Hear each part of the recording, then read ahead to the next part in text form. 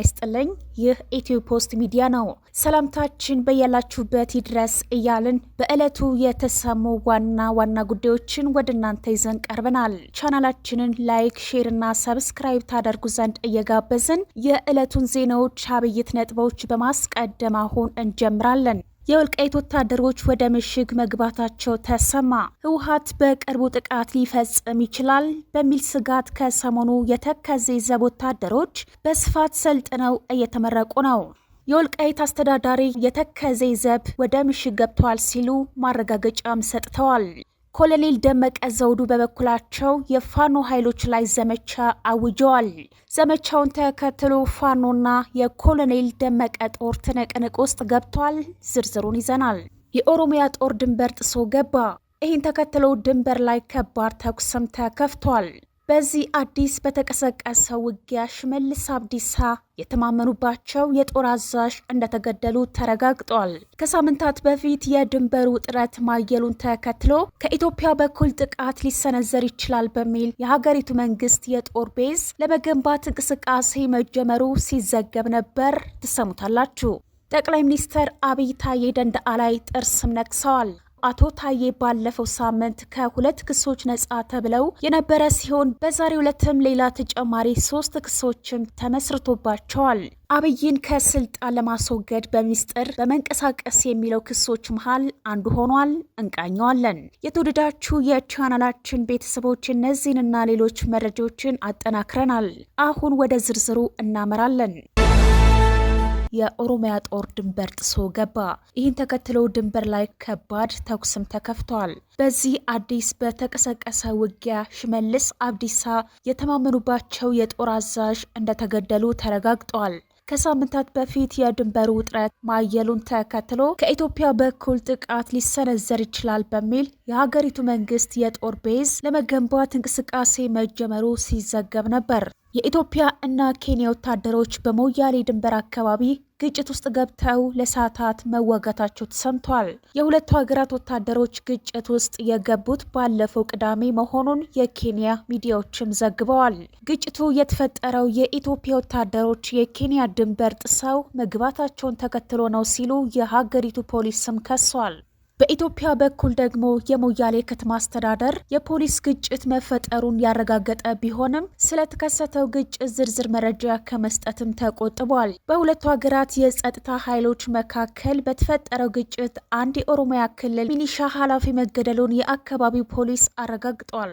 ምንም በኢትዮጵያ በኩል ስለ ድንበር ግጭቱ በዝርዝር የተባለ ነገር ባይኖርም የኬንያ ፖሊስ የድንበር ጥሰት እንደተፈጸመ መግለጹን የሀገሪቱ ሚዲያዎች ዘገባ ያመላክታል። የታጠቁ የኢትዮጵያ የጸጥታ ኃይሎች በሞያሌ ከተማ አቅራቢያ ወደሚገኘው የኬንያ ግዛት መሻገራቸውን ዘገባዎቹ አመላክተዋል። የኢትዮጵያ ኃይሎች ድንበር ጥሰው ገብተዋል በተባሉበት አካባቢ ላይ ከኬንያ የጸጥታ ኃይሎች ፈጣንና የተቀናጀ ምላሽ ሰጥተዋል ተብሏል። ፈጣን ምላሽ የሰጡት የኬንያ አስተዳደር ፖሊስ አገልግሎትና የድንበር ፓትሮል ክፍያ መናገራቸው ተገልጿል። የኬንያ ፖሊስ ለሀገሪቱ ሚዲያዎች በሰጠው ማብራሪያ የኢትዮጵያ ወታደሮች ከሴሲ አካባቢ 2 ኪሎ ሜትር ድንበር ጥሰው ገብተዋልም ተብሏል።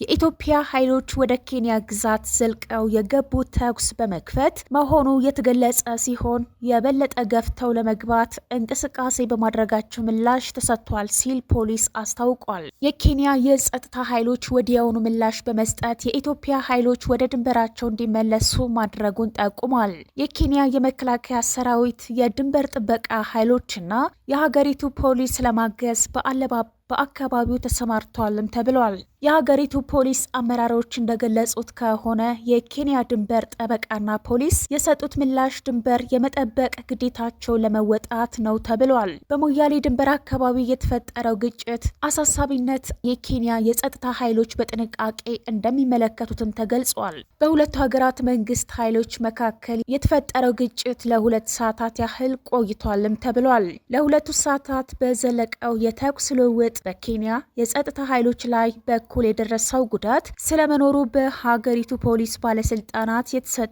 ማረጋገጫ የለም። በአንጻሩ በኢትዮጵያ በኩል አንድ ሰው በተኩስ ልውውጥ መሞቱን የኬንያ ሚዲያዎችም ዘገባ ያመላክታል።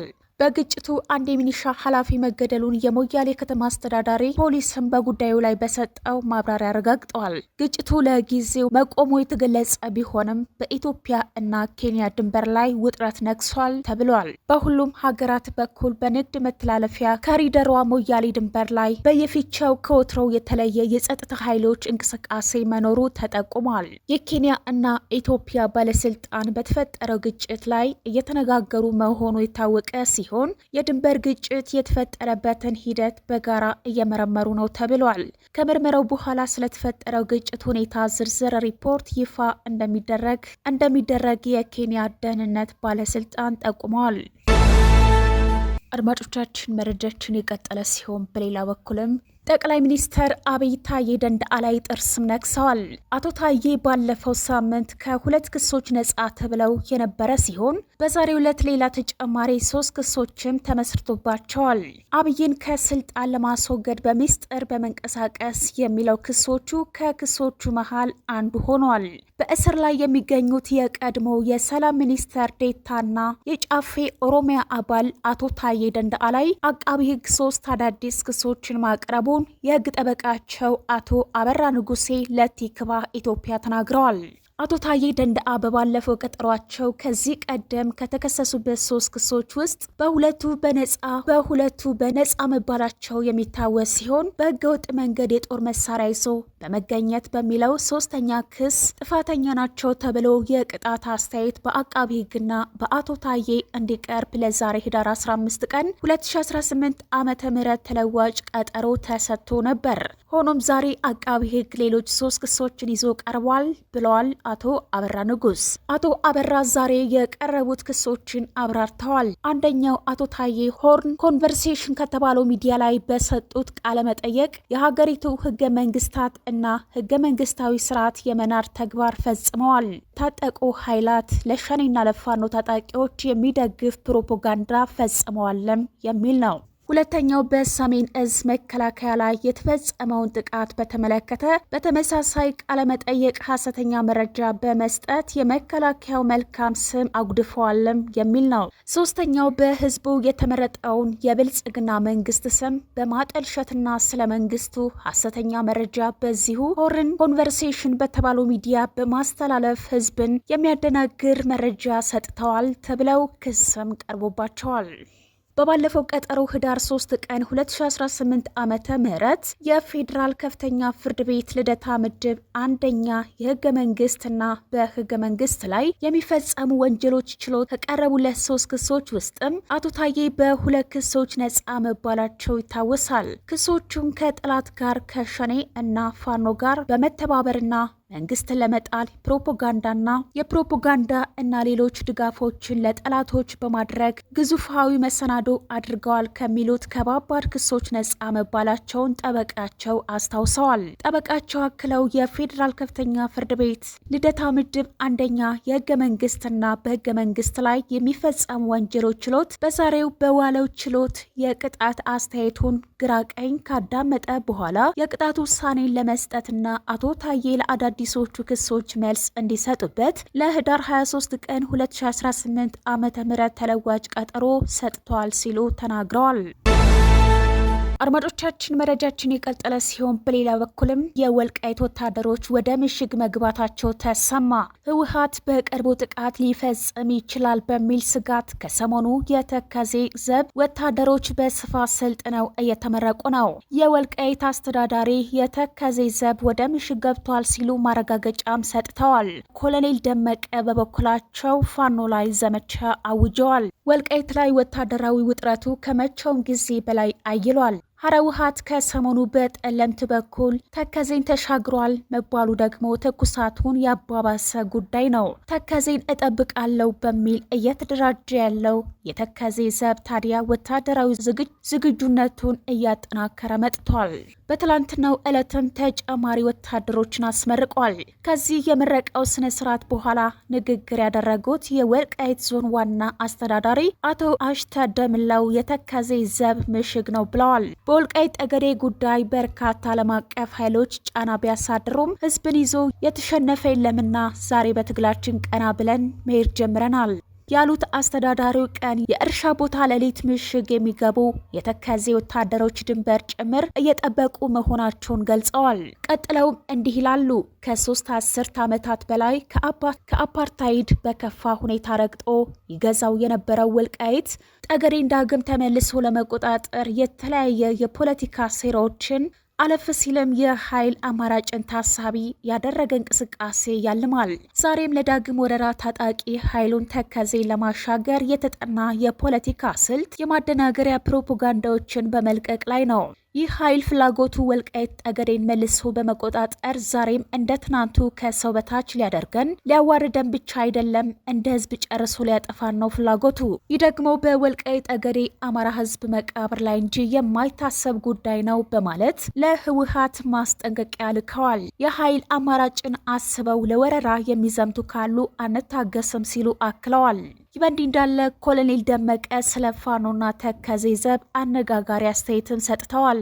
ኮሎኔል የተከዜ ዘብ ህገ መንግስታዊ መዋቅር ተከትሎ ለህዝብ ሰላምና ለሀገር ደህንነት የሚታገል ኃይል ነው በማለት ተናግረዋል። በአማራ ክልል ወልቃይት ጠገዴ ሰቲት ሁመራ ዞን የሰቲት ሁመራ ከተማ አስተዳደር የተከዜ ዘብን በድምቀት አስመርቋል። በምረቃው ፕሮግራሙ የወልቃይት ጠገዴ ሰቲት ሁመራ የዞኑ ምክትል አስተዳዳሪ እና ሰላምና ጸጥታ መምሪያ ኃላፊ ኮሎኔል ደመቀ ዘውዱ በመልእክታቸው የተከዜ ዘብ የተደራጀው በስሜት ሳይሆን በስሌትና በምክንያት ነው ያሉት የወልቃይት ጠገዴ ሰቲት ሁመራ ዞን ምክትል አስተዳዳሪ እና ሰላምና ጸጥታ መምሪያ ኃላፊ ኮሎኔል ደመቀ ዘውዱ የተከዜ ዘብ ለማንና ለምን ዓላማ እንደሚታገል ጠንቅቆ የሚያውቅ ኃይል ነው ብለዋል። የተከዜ ዘብ ህገ መንግስታዊ መዋቅር ተከትሎ ለህዝብ ሰላምና ለሀገር ደህንነት የሚታገል ኃይል ነው ሲሉ ተናግረዋል። የተከዜ ዘብ በስነ ልቦናው የተጠናከረና የህወሓት መስዋዕትነትን ሲከፍል የቆየ ለመክፈል የተዘጋጀ ህዝብንና ሀገርን ከውጭና ከውስጥ ባንዳዎች ከክልሉ የጸጥታ መዋቅር ከሀገር መከላከያ ሰራዊትና ከሌሎች ሰላም ወዳድ ኢትዮጵያውያን ጋር በመሆን የሚጠብቅና የሚያስከብር ነው ሲሉ ተደምጠዋል። በኮሎኔል ንግግር የውስጥ ባንዳ የተባለው ፋኖ ሲሆን ፋኖን ከህወሓት እኩል እንታገለዋለን ሲሉ ዘመቻ የሚመስል ነገር ፋኖ ላይ ሲያውጁ ተደምጠዋል። ስልጠናው ጦርነት ለመክፈት ሳይሆን ጦርነትን ለማስቀረት የታሰበና በኃይል አወራለው ለሚል ደግሞ በቂ ዝግጅት መኖሩን እንዲያውቅና የሰላም አማራጭን እንዲከተል የሚያደርግ ነው ብለዋል። ጥያቄያችን በሰላም እንዲቋጭ በመደራጀትና በመናበብ የጠላትን ሴራ ለማጤንና ትውልድን ለማሻገር ስልጠናው ተጨማሪ አቅምን ይፈጥራል ሲሉ ተናግረዋል። የተወደዳችሁ ተከታታዮቻችን ለዛሬ ያዝንላችሁ መረጃዎች እነዚህ ናቸው። ቻናሉን ሰብስክራይብ፣ ቪዲዮ ላይክ እና ሼር በማድረግ ቤተሰብ እንድትሆኑ በአክብሮት እንጠይቃለን። ጤና ይስጥልን።